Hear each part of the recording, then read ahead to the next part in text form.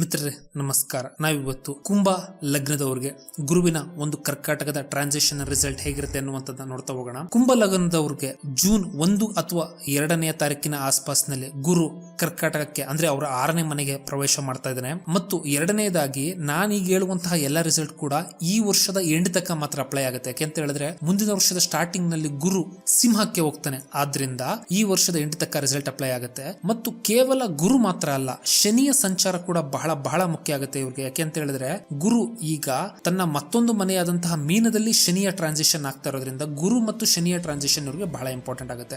ಈ ಮೀನ ಲಗ್ನದವ್ರಿಗೆ 2ನೇ ಮತ್ತು 11ನೇ ಮನೆ ಎರಡು ಹಣಕಾಸಿಗೆ ಸಂಬಂಧಪಟ್ಟಂತಹ ಮನೆಗಳನ್ನ ರೂಲ್ ಮಾಡುವಂತಹ ಗುರು 6ನೇ ಮನೆಯಲ್ಲಿ ಟ್ರಾನ್ಸಿಷನ್ ಆಗ್ತಾ ಇದ್ದಾನೆ ಅನ್ನುವಂಥದ್ದನ್ನ ನಾವು ನೋಡಬೇಕಾಗುತ್ತೆ. ಮತ್ತು ಶನಿ ಇವರ ಲಗ್ನಾಧಿಪತಿ ಮತ್ತು 12ನೇ ಮನೆ ವ್ಯಯದ ಅಧಿಪತಿಯಾಗಿಯೇ 2ನೇ ಮನೆಯಲ್ಲಿ ಕುಳಿತುಕೊಂಡಿದ್ದಾನೆ. ಗೆಳೆಯರೆ, ಇದು ಏನನ್ನ ತೋರಿಸುತ್ತೆ ಅಂತ ಹೇಳಿದ್ರೆ ಇನ್ನ ಈ ವರ್ಷದ ಎಂಡಿಂಗ್ ತನಕ ಇವರ ಒಂದು ಜೀವನದಲ್ಲಿ ಬಹಳಷ್ಟು ಫ್ಯಾಮಿಲಿ, ಹಣಕಾಸು ಅಥವಾ ಇವರ ಫುಡ್ ಹ್ಯಾಬಿಟ್ ಗೆ ಸಂಬಂಧಪಟ್ಟದ್ದಾಗಿರ್ತದೆ. ಬಟ್ ಅದು ಅಲ್ಲದೆ ಲಗ್ನದಲ್ಲಿ ಮತ್ತು 2ನೇ ಮನೆಯಲ್ಲಿ 2 ಕ್ರೂರ ಗ್ರಹಗಳು ಟ್ರಾನ್ಸಿಟ್ ಆಗ್ತಾ ಇರೋದು ಏನಂತ ತೋರಿಸುತ್ತೆ ಅಂತ ಹೇಳಿದ್ರೆ ಇವರ ಫುಡ್ ಹ್ಯಾಬಿಟ್ಸ್ ಬಗ್ಗೆ ಕಂಟ್ರೋಲ್ ಇಟ್ಕೋಬೇಕಾಗುತ್ತೆ.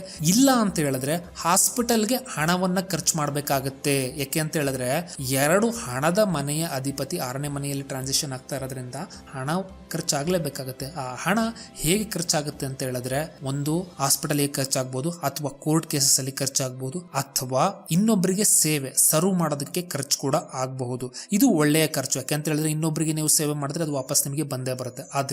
ಆದ್ರೆ ಇವರು ತಮ್ಮ ಮಾತಿನ ಮೇಲೆ ಬಹಳ ನಿಗಾ ವಹಿಸಬೇಕಾಗುತ್ತೆ. ಯಾಕೆ ಅಂತ ಹೇಳಿದ್ರೆ ಇವ್ರೇನಾದ್ರೂ ಮಾತುಗಳನ್ನ ಹೆಚ್ಚು ಕಡಿಮೆ ಆಡ್ತು ಅಂತ ಹೇಳಿದ್ರೆ ಆ ಮಾತಿಗೆ ಇವರು ಬೆಲೆಯನ್ನ ದುಡ್ಡಿನ ರೂಪದಲ್ಲಿ ತೆರಬೇಕಾಗುತ್ತೆ. ಮತ್ತು ಇವರು ತಮ್ಮ ಮೇಲೆ ಮಾಡ್ಕೊಳ್ಳುವಂತಹ ಅನಗತ್ಯ ಖರ್ಚುಗಳನ್ನು ಕೂಡ ಬಹಳ ಕಂಟ್ರೋಲ್ ಮಾಡ್ಕೋಬೇಕಾಗತ್ತೆ. ಇನ್ನ 3ನೇದಾಗಿ ಫೈನಾನ್ಷಿಯಲ್ ಇನ್ವೆಸ್ಟ್ಮೆಂಟ್ ಗೆ ಸಂಬಂಧಪಟ್ಟಂತೆ ಸಡನ್ ಆಗಿ ಯಾವುದೇ ಕಾರಣಕ್ಕೂ ಡಿಸಿಷನ್ ತಗೋಬಾರ್ದು. ಹಾಗೇನಾದ್ರೂ ಕುಂಭ ಲಗ್ನದವರು ಫೈನಾನ್ಷಿಯಲ್ ಸಡನ್ ಡಿಸಿಷನ್ ತಗೊಂತು ಅಂತ ಹೇಳಿದ್ರೆ ಮೋಸ್ಟ್ ಆಫ್ ದಿ ಟೈಮ್ ಆ ಡಿಸಿಷನ್ ಲಾಸ್ ಅಲ್ಲಿ ಎಂಡ್ ಆಗುತ್ತೆ. ಆದ್ರಿಂದ ಓವರ್ ಆಲ್ ಆಗಿ ಶಿವನ ಆರಾಧನೆ ಮಾಡ್ತು ಅಂತ ಹೇಳಿದ್ರೆ ನಿಮಗೆ ಸಾಕಷ್ಟು ರಿಲೀಫ್ ಸಿಗುತ್ತೆ.